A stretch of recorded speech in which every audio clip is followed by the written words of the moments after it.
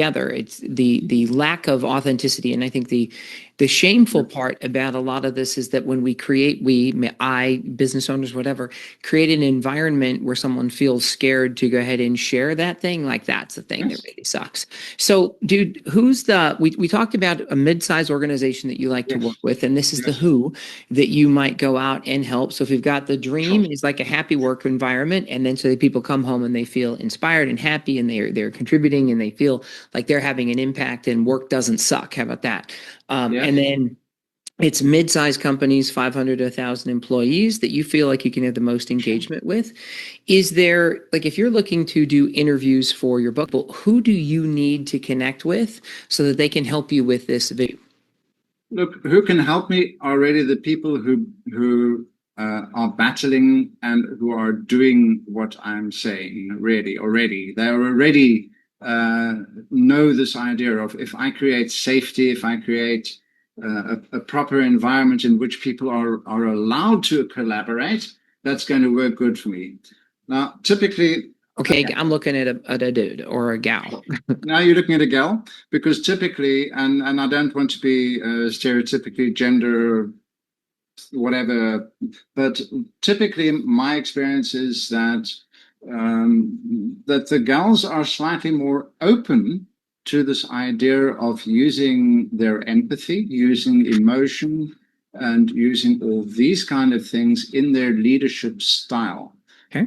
Because I'm not looking for the women leaders who have learned how to behave like men, because they're actually still doing the same thing as what we've always been doing over the last 50 years.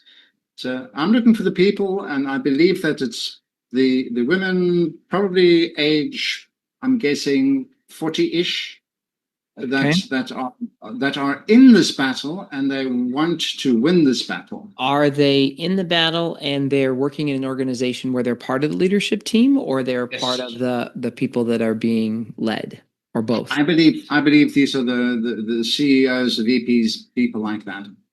Got it. So you tend to find that leaders who care are the ones that have an idea that empathy is a powerful virtue, and they see the culture that they have, and they say, this is not the culture that we want. There's a better culture we could have in our organization, so that everybody on my team leads with courage versus fear. And so you find that caring humans, many women have a better understanding of their emotions and empathy. Yeah, largely it's a societal effect. I mean, a lot of men have been brought up, you've got to be tough, you shouldn't drop a tear, you know. So whereas when you think about it, that's the biggest bullshit you can think of, really. I mean, men experience emotions just like women do, so why should we behave differently? Okay. So if you're calling to the world right now, and somebody's watching this and they're like, okay, how can I support Markus in his mission? Who would you like to be introduced to? Well, really, I want to be introduced to people who can share the challenges they have faced in getting to where they are. Because basically, I want to make sure that in my book, I'm covering these challenges.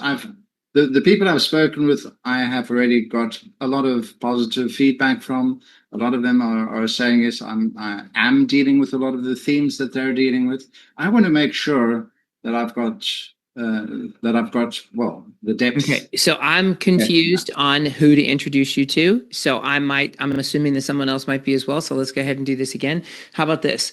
You want to be introduced to successful, empathetic leaders in medium-sized organizations.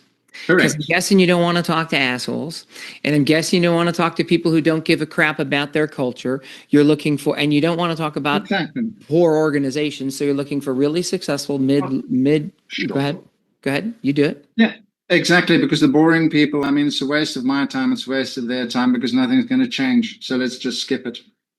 Okay. So now, using your language, how would you say that, like, who you're looking for? And I'm going to remind you of what I just shared. And I don't know if this is language you want to model or not. It's up to you. The language used was perfect. Okay, so go for it.